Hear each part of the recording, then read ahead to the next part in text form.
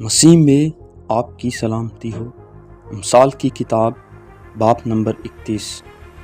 نیکوکار بیوی کس کو ملتی ہے، کیونکہ اس کی قدر مرجان سے بھی بہت زیادہ ہے۔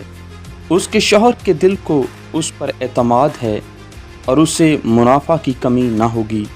وہ اپنی عمر کے تمام ایام میں اس سے نیکی ہی کرے گی، بدی نہ کرے گی۔ وہ اون اور کتان ڈھونڈتی ہے اور خوشی کے ساتھ اپنے ہاتھوں سے کام کرتی ہے۔ وہ سوداگروں کے جہازوں کی مانند ہے، وہ اپنی خورش دور سے لے آتی ہے۔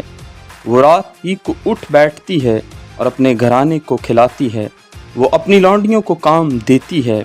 وہ کسی کھیت کی بابت سوچتی ہے اور اسے خرید لیتی ہے اور اپنے ہاتھوں کے نفع سے تاکستان لگاتی ہے۔ وہ مضبوطی سے اپنی کمر باندھتی ہے اور اپنے بازوؤں کو مضبوط کرتی ہے۔ وہ اپنی سوداگری کو سود مند پاتی ہے، رات کو اس کا چراغ نہیں بجھتا۔ وہ تکلے پر اپنے ہاتھ چلاتی ہے اور اس کے ہاتھ اٹیرن پکڑتے ہیں۔ وہ مفلسوں کی طرف اپنا ہاتھ بڑھاتی ہے، ہاں وہ اپنے ہاتھ محتاجوں کی طرف بڑھاتی ہے۔ وہ اپنے گھرانے کے لیے برف سے نہیں ڈرتی، کیونکہ اس کے خاندان میں ہر ایک سرخ پوش ہے۔ وہ اپنے لیے نگارین بالا پوش بناتی ہے، اس کی پوشاک مہین کتانی اور ارغوانی ہے۔ اس کا شوہر پھاٹک میں مشہور ہے جب وہ ملک کے بزرگوں کے ساتھ بیٹھتا ہے۔ وہ مہین کتانی کپڑے بنا کر بیچتی ہے اور پٹکے سوداگروں کے حوالے کرتی ہے۔ عزت اور حرمت اس کی پوشاک ہیں اور وہ آئندہ ایام پر ہنستی ہے۔